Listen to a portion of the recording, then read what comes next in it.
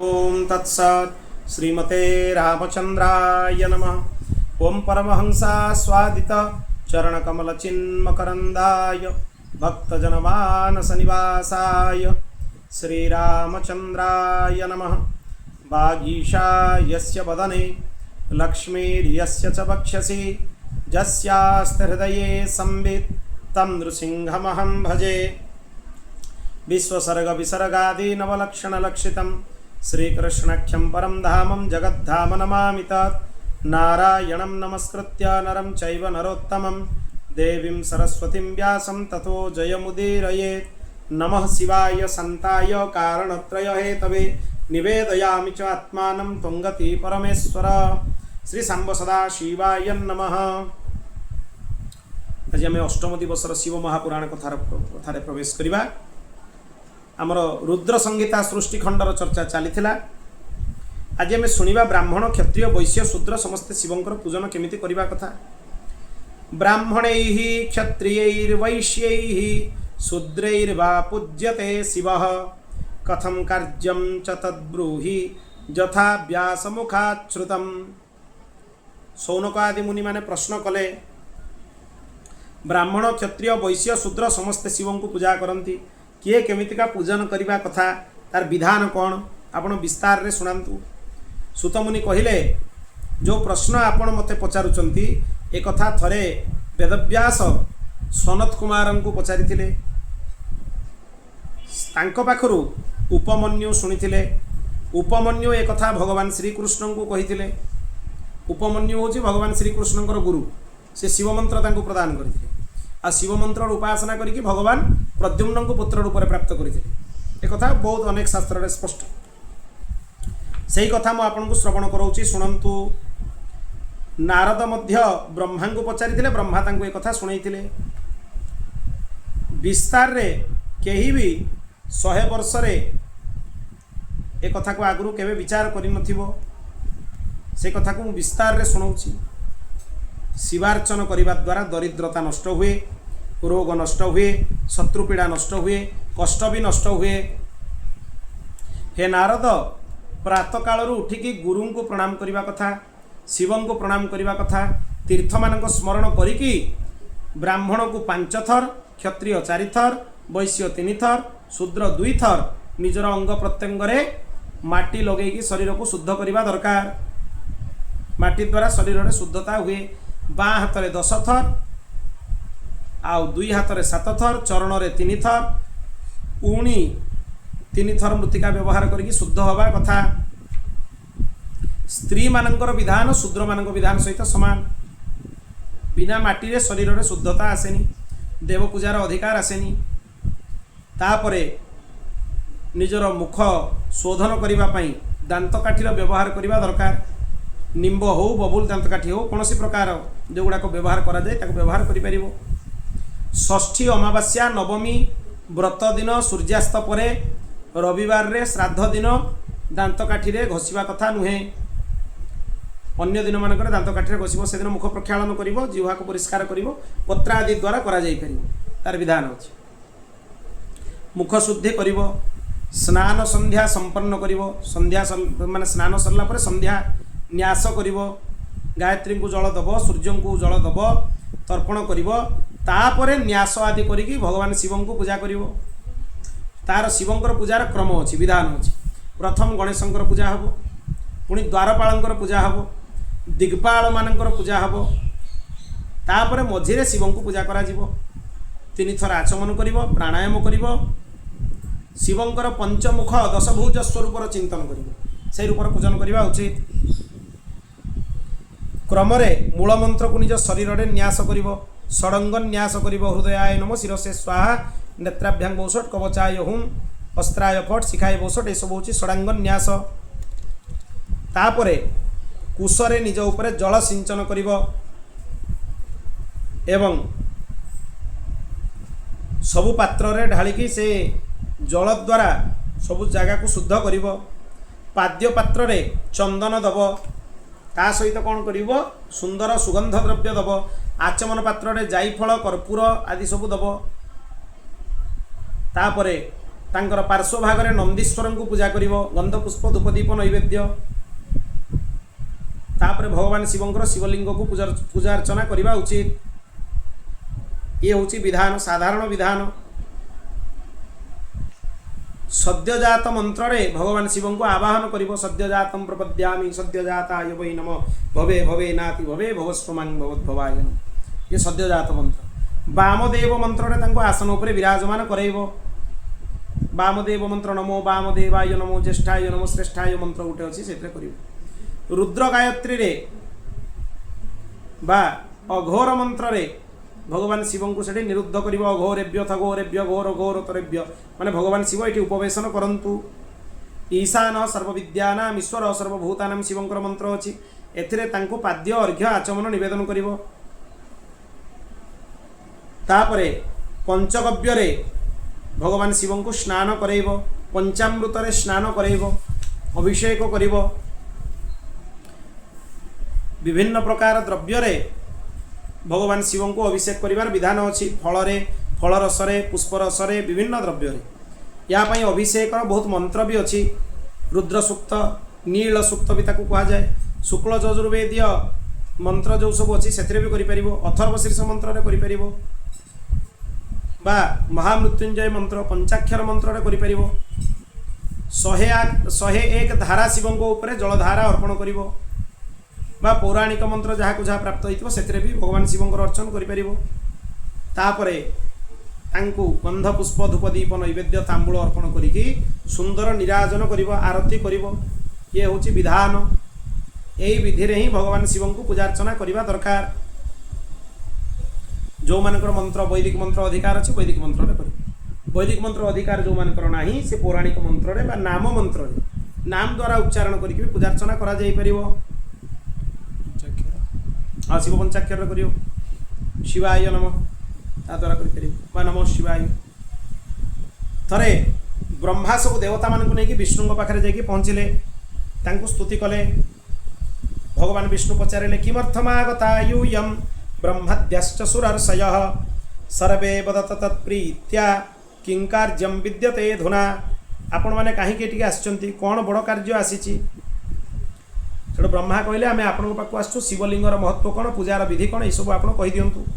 भगवान विष्णु कहले जदि सुख समृद्धि चाहूच ताले शिवंकर पूजा केबे भी त्याग करबनी। भगवान शिवंकर लिंग रूपक मूर्ति रे पूजार्चना करबा दरकार। लिंगार्चन कले देवता माने भी श्रेष्ठ हेबे दैत्य माने भी श्रेष्ठ हेबे उभयଙ୍କ भितर श्रेष्ठत्व आसीबो।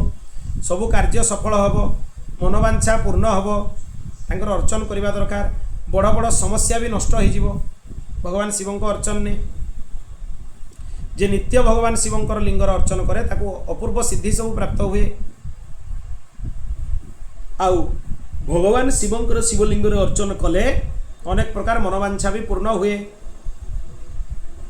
भगवान को निर्देश रे पद्मराग मणिर लिंग बनैकी इंद्र को देले भगवान।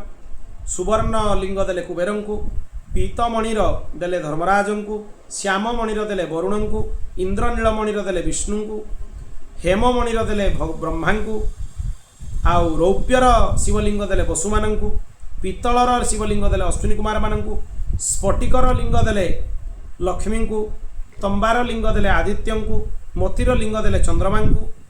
वज्रलिंग देले अग्नि को ब्राह्मण को। एवं स्त्री मान को देले माटीर शिवलिंग। नाग मान को देले चंदन शिवलिंग। देवी मान को देले लोहुणीर शिवलिंग। जोगी मान को देले भस्मर शिवलिंग। यक्ष मान को देले दहीर शिवलिंग। छाया को देले माटीर शिवलिंग। ब्रह्माणी को देले रत्नमय लिंग।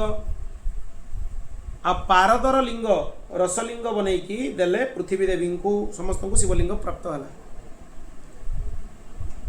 यही सब विभिन्न शिवलिंग रे तांकर पूजा अर्चना करबा उचित। गोटे स्थूल लिंग बाह्य लिंग अच्छी और गोटे सूक्ष्म लिंग आभ्यंतर लिंग अच्छी। जे कर्मयज्ञ रे प्रीति करे से स्थूल लिंग को पूजा करबा उचित। आउ जे भावना रे भगवान शिवंकर शिवलिंग अर्चन करे ताको सूक्ष्म लिंग बोली कहा जाए। भावना रे भी प्रत्यक्ष नहले भी मन भितर मानस पूजा रे शिवलिंगर पूजा करा जाई परिबो।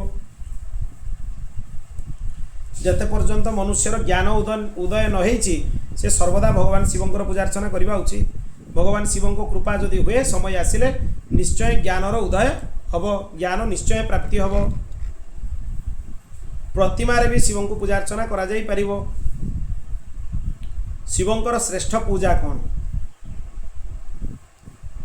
ସେଠି ଶିବଙ୍କୁ ପ୍ରାର୍ଥନା କରିବା ଦରକାର। ଜାନାମି ଧର୍ମମ୍ ନଚମେ ପ୍ରବୃତ୍ତି, ଜାନାମ୍ୟ ଧର୍ମମ୍ ନଚମେ ନିବୃତ୍ତି, ତ୍ୱୟା ମହାଦେବ ହୃଦି ସ୍ଥିତେ ନ ମୟା ନିୟୁକ୍ତୋସି ତଥା କରୋମି। ମୁଁ ଧର୍ମ ବି ଜାଣିନି, ଅଧର୍ମ ବି ଜାଣିନି, ମୋତେ ପ୍ରବୃତ୍ତି ନିବୃତ୍ତି କିଛି ଜଣା ନାହିଁ। ଆପଣ ନିଜେ ଭଗବାନ ଶିବ ମୋ ହୃଦୟ ଭିତରେ ବସିକି ଆପଣଙ୍କର ପୂଜାର୍ଚ୍ଚନା କରେଇ ନିଅନ୍ତୁ, ମୋତେ କିଛି ଜଣା ନାହିଁ। ଶିବଙ୍କୁ ପ୍ରାର୍ଥନା କରିବା କଥା। ଶିବଙ୍କର ପୂଜା ସବୁଠୁ ସରଳ ହେଲା ଭଗବାନ ଶିବଙ୍କର ପୂଜା। ସାଧାରଣ ଭାବରେ କରିପାରିବ। ଶୁଦ୍ଧତା ହେଇସାରିଲା ପରେ ଭଗବାନ ଶିବଙ୍କର ପୂଜାର୍ଚ୍ଚନା କରିବା ଉଚିତ। ଶ୍ରାଦ୍ଧ ଗ୍ରହଣ ଉପବାସ ପ୍ରତିପଦା ଏସବୁ ତିଥିରେ ତେଲ ଲଗାଇବା ଉଚିତ ନୁହେଁ। ରବିବାର ଶ୍ରାଦ୍ଧ ଦିନ ତା ସହିତ ସଂକ୍ରାନ୍ତି ଗ୍ରହଣ ତୀର୍ଥରେ ଉପବାସରେ କରିବା ସମୟରେ ଗରମ ଜଳରେ ସ୍ନାନ କରିବା ଉଚିତ ନୁହେଁ। ଅନ୍ୟର ବସ୍ତ୍ର ଦ୍ୱାରା ସ୍ନାନ କରିବା ଉଚିତ ନୁହେଁ। ଶୁଦ୍ଧ ବସ୍ତ୍ରରେ କରିବା ଉଚିତ, ନିଜ ବସ୍ତ୍ରରେ। ଋଷିମାନଙ୍କ ତୃପ୍ତି ପାଇଁ ତର୍ପଣ କରିବ। ତାପରେ ଆସନ ପକାଇକି ତା ଉପରେ ବସିକି ତ୍ରିପୁଣ୍ଡ ଧାରଣ କରିବ ଭସ୍ମ ଦ୍ୱାରା। ଭସ୍ମ ଅଭାବରେ ଜଳରେ କରିବ। ତାପରେ ରୁଦ୍ରାକ୍ଷମାଳା ଧାରଣ କରିବ। ବିନା ରୁଦ୍ରାକ୍ଷମାଳା ଧାରଣରେ ଶିବ ପୂଜା କରାଯାଏ ନାହିଁ। ରୁଦ୍ରାକ୍ଷମାଳା ଧାରଣ କରିବ। ତାପରେ ଗଙ୍ଗା ଜଳ ପୁରେଇକି ଅର୍ଘ୍ୟ ପାଦ୍ୟ ଏସବୁ ପାତ୍ର ସ୍ଥାପନ କରିକି ରଖିବ। ତାପରେ ଶିବଙ୍କୁ ଧ୍ୟାନ କରିବ। ଶିବଙ୍କର ସବୁ 16 ମୁଦ୍ରା ଥାଏ, ସେ 16 ମୁଦ୍ରା ସବୁ ପ୍ରଦର୍ଶନ କରିବ। ଶିବଙ୍କୁ ପ୍ରତ୍ୟେକ ଦେବାଦେବୀଙ୍କର ମୁଦ୍ରା ଥାଏ, ବିଷ୍ଣୁଙ୍କର ଅଛି, ଶିବଙ୍କର ଅଛି, ଦୁର୍ଗାଙ୍କର ଅଛି, ଭିନ୍ନ ଭିନ୍ନ ମୁଦ୍ରା ସବୁ। ତାପରେ ଗନ୍ଧ ପୁଷ୍ପ ଅର୍ପଣ କରିକି ଚତୁର୍ଥୀ ବିଭକ୍ତି ପ୍ରୟୋଗ ପୂର୍ବକ ଭଗବାନ ଶିବଙ୍କୁ ପୂଜା କରିବ। କରିସାରିବା ପରେ ଦ୍ୱାରପାଳଙ୍କୁ ପୂଜା କରିବ, ଭଗବତୀ ପାର୍ବତୀଙ୍କୁ ପୂଜା କରିବ, ଗଣପତି କାର୍ତ୍ତିକେୟ ନନ୍ଦୀଶ୍ୱର ବୀରଭଦ୍ର ଏମାନଙ୍କୁ ପୂଜା କରିବ। ଏମାନେ ସବୁ ଥାଆନ୍ତି ତାଙ୍କ ଦ୍ୱାରପାଳ ରୂପରେ। ଦୀପ ଶିଖା ଅଖଣ୍ଡ ଦୀପ ସ୍ଥାପନ କରିବ। ଭଗବାନ ଶିବଙ୍କୁ 10 ଥର ପ୍ରଣାମ କରିବ। ଏହି ପ୍ରକାର ଭଗବାନ ସଦାଶିବଙ୍କୁ ସ୍ମରଣ କରି ତାଙ୍କର ବିଭିନ୍ନ ଦ୍ରବ୍ୟ ଦ୍ୱାରା ପୂଜା ଆରତି କରିବା ଉଚିତ। କର୍ପୂରରେ ତାଙ୍କର ଆରତି କରିବ। କର୍ପୂରରେ ଆରତି କରିବାର ବିଧାନ ଅଛି। ଯିଏ ରୋଗଗ୍ରସ୍ତ ପ୍ରାଣୀ ସେ 50,000 ପାର୍ଥିବ ଲିଙ୍ଗକୁ ପୂଜା କରିବା ଉଚିତ। ଏସବୁ ବିଧାନ ଆମେ ଶୁଣିଥିଲୁ। କିଏ କେତେଟା ଶିବଲିଙ୍ଗ ପାର୍ଥିବ ଲିଙ୍ଗର ପୂଜନ କରିବେ ଏସବୁ ଆମେ ପୂର୍ବରୁ ବର୍ଣ୍ଣନା କରିସାରିଛୁ। ତାପରେ କ'ଣ ଦ୍ରବ୍ୟ ଅର୍ପଣ କଲେ କ'ଣ ହେବ ସେସବୁ କଥା କୁହାଗଲା। ଦୁର୍ବାରେ ଶିବଙ୍କୁ ପୂଜନ କଲେ ଆୟୁ ବୃଦ୍ଧି ହୁଏ। କୁଶରେ ପୂଜନ କଲେ ମୁକ୍ତି ମିଳେ। ଯିଏ ବାଣୀ ପ୍ରଖର କରିବାକୁ ଚାହୁଁଛି, ଶିବ ଦର୍ଶନ ଚାହୁଁଛି, 50,000 ପୁଷ୍ପରେ ପୂଜାର୍ଚ୍ଚନା କରିବା ଉଚିତ। ଯଶ ବୃଦ୍ଧି ପାଇଁ, ବାହନ ସୁଖ ପାଇଁ 10,000 ପୁଷ୍ପରେ ଅର୍ଚ୍ଚନ କରିବା ଉଚିତ। କାମନା ସିଦ୍ଧି ପାଇଁ ମହାମୃତ୍ୟୁଞ୍ଜୟର ଜପ କରିବା ଉଚିତ। 5 ଲକ୍ଷ ପୁଷ୍ପ ଦ୍ୱାରା ଶିବଙ୍କର ପୂଜାର୍ଚ୍ଚନା କରିବା ଉଚିତ। ତାଦ୍ୱାରା ଶିବ ପ୍ରତ୍ୟକ୍ଷ ଦର୍ଶନ ଦିଅନ୍ତି। ତୁଳସୀ ଦ୍ୱାରା ଶିବଙ୍କର ପୂଜନ କଲେ ମୁକ୍ତି ମିଳେ। ରୋଗ ଉଚ୍ଚାଟନ ଆଦିରେ କନିଅର ଫୁଲରେ ଶିବଙ୍କୁ ପୂଜା କରିବା ଉଚିତ। ବାହନ ସୁଖ ପାଇଁ ଚମେଲି ଫୁଲରେ ପୂଜା କରିବା ଉଚିତ। ଅଳସୀ ଫୁଲରେ ପୂଜା କଲେ ଭଗବାନ ବିଷ୍ଣୁ ପ୍ରସନ୍ନ ହୁଅନ୍ତି। ସମୀପତ୍ର ଭଗବାନ ଶିବଙ୍କୁ ଅର୍ପଣ କଲେ ମୁକ୍ତି ପ୍ରାପ୍ତି ହୁଏ। ହାରସିଙ୍ଗାର ଫୁଲ ଯେଉଁଟା ଅଛି ଧଳା ଧଳା ଛୋଟ ଛୋଟ ହୁଏ, ସେଥିରେ ଭଗବାନ ଶିବଙ୍କୁ ପୂଜା କଲେ ସୁଖ ସମ୍ପତ୍ତି ଋତୁଫଳ ଯେଉଁ ଅନୁସାରେ ମିଳିବା କଥା ପ୍ରାପ୍ତ ହୁଏ। ତା ସହିତ ସୋରିଷ ଫୁଲରେ ଶିବଙ୍କୁ ପୂଜା କଲେ ଶତ୍ରୁ କ୍ଷୟ ହୁଏ। ଚମ୍ପା ଆଉ କେତକୀ ଫୁଲରେ ପୂଜା କରିକି ଆଉ ଚମ୍ପା କେତକୀକୁ ଛାଡ଼ିକି ଅନ୍ୟ ସମସ୍ତ ଫୁଲରେ ପୂଜା କରାଯାଇପାରିବ। କେତକୀଟା ଅତି ନିଷିଦ୍ଧ, ଚମ୍ପାଟା ଅତି ନିଷିଦ୍ଧ ନୁହେଁ। ଚମ୍ପାଟା ଭଗବାନ ଶିବଙ୍କୁ ପ୍ରିୟ, କିନ୍ତୁ କେତେକ ଜାଗାରେ ଦିଆଯାଏ, ଅନ୍ୟଥା ନହେଲେ ଦିଆ ହେଇପାରିବ, କିନ୍ତୁ କେତକୀଟା ଅତି ନିଷିଦ୍ଧ। କେତକୀଟା ଦେବନି ଶିବଙ୍କୁ ପୂଜାରେ। ଅନ୍ନ ଦ୍ୱାରା, ଚାଉଳ ଦ୍ୱାରା ଭଗବାନ ଶିବଙ୍କୁ ପୂଜା କରିବ। ଯିଏ 64 ମାସ ମଧ୍ୟରେ 1 ଲକ୍ଷ ତିଳ ଦ୍ୱାରା ଭଗବାନ ଶିବଙ୍କୁ ପୂଜା କରିକି ଦାନ କରେ, ତାର ମହାପାତକ ନାଶ ହେଇଯାଏ। ଏହି ପ୍ରକାର ଶିବଙ୍କୁ ପୂଜାର୍ଚ୍ଚନା କରିବା ଦରକାର। ଗଙ୍ଗା ଜଳରେ ଶିବଙ୍କୁ ସ୍ନାନ କରାଇବା ଦରକାର। ଗଙ୍ଗା ଜଳ ତାଙ୍କୁ ଅତ୍ୟନ୍ତ ପ୍ରିୟ। ତେଣୁ ଏ ପ୍ରକାର ଶିବଙ୍କର ବର୍ଣ୍ଣନା କରାଗଲା, ତାଙ୍କ ପୂଜାର ବର୍ଣ୍ଣନା କରାଗଲା। ତାପରେ ଭଗବାନଙ୍କର हंस आउ वराह अवतार विषय रे चर्चा करागला ता विषय चर्चा करने हेले सृष्टि प्रकरण आसीबो सृष्टि प्रकरण वर्णना रे शिवंकर ये सब रूप मानकर चर्चा करा जीवो भगवान विष्णुंकर ये सब रूप मानकर चर्चा करा जीवो केमिति भगवान वराह हेले केमिति हंस रूप धारण कले इत्यादि प्रसंग आम आगामी पर्याय रे श्रवण करिबा। श्री सांब सदा शिवार्पणमस्तु। ओम पूर्णमदः पूर्णमिदं पूर्णात् पूर्णमुदच्यते पूर्णस्य पूर्णमादाय पूर्णमेवावशिष्यते। हरि ओम शांति शांति शांति।